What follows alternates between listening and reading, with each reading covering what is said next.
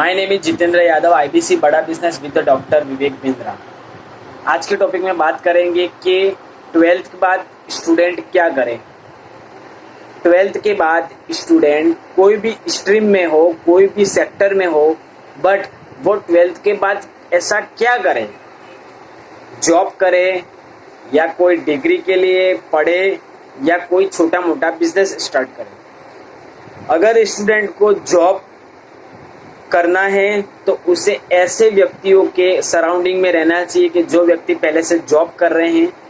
अगर उस स्टूडेंट को आगे डिग्री कोई करनी है, पोस्ट ग्रेजुएशन करना है, तो उसे ऐसे व्यक्तियों के संपर्क में रहना चाहिए कि जो पहले से कोई डिग्री करके बैठे हैं, कोई ऐसी पोस्ट पर जाकर बैठे हैं, ऐसे लोगों के सराउंड में रहना है। अगर कोई स्टूडेंट बिजनेस स्टार्ट करना चाहता है और बिजनेस मैनेजमेंट की लर्निंग स्किल्स को सीखना चाहता है तो उसे ऐसे सराउंड में रहना चाहिए कि जहां पर जो लोग बिजनेस करते हैं, बिजनेस का माइंड रखते हैं, एक्सेस प्रोवाइड कर सके और ऐसी उनके पास बिजनेस की स्किल्स हो, ऐसे व्यक्तियों के संपर्क में उसको ज़्यादा से ज़्यादा रहना पड़ेगा। कहने का मतलब कि तुम जैसे लोगों के बीच में रहोगे, जैसे लोगों के साथ उठोगे, बैठोगे, खाओगे, पियोगे और घूमोगे, वैसी ही आदतें तुम्हारे अंदर बनेगी। ये साइंटिफिक बोल रहा हूँ मैं, जैसे तैसे नहीं बोल रहा हूँ। तो अगर बिजनेस करना है तो बिजनेस वाले लोगों के साथ ज़्यादा से ज़्यादा उठना बैठना रहेगा। जॉब करनी है तो जॉब वाले लोगों के साथ ज़्यादा से ज़्यादा उठना बैठना रहेगा। और अगर कोई पढ़ाई करनी है, डिग्री लेनी है, तो ऐसे रिलेटेड व्यक्तियों के साथ उठना बैठना होगा, जिससे उस फील्ड का नॉलेज हमें, उस फील्ड का एक्सेस हमें मिल सके। बट हमारा चैनल तो हमें पर्सनली उस चीज़ के लिए बनाया गया कि हम ज़्यादा से ज़्यादा बिजनेस मैनेजमेंट की बात करें।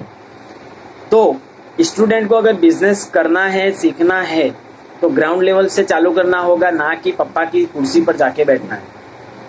अगर डायरेक्ट पप्पा की जाके कुर्सी पर बैठ गए तो तुम इतना इम्पैक्ट क्रिएट नहीं कर पाओगे।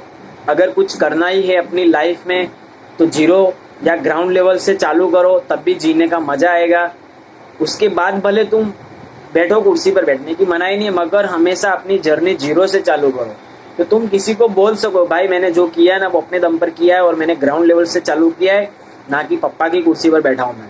ऐसा दम से बोल सको किसी व्यक्ति को, ऐसा कुछ काम करने का है।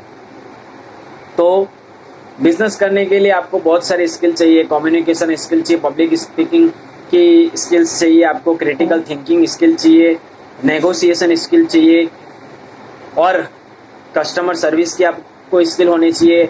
एम्प्लॉय को किस तरह से मैनेज करो वो स्किल होनी चाहिए। कस्टमर को किस तरह से मैनेज करो वो स्किल्स होनी चाहिए। आपको सेल्स की स्किल होनी चाहिए, नेटवर्क मार्केटिंग करने की स्किल्स होनी चाहिए आपके अंदर, लोगों को किस तरह से कन्विंस करने की स्किल्स होनी चाहिए। बहुत सारी ढेरों सारी स्किल चाहिए।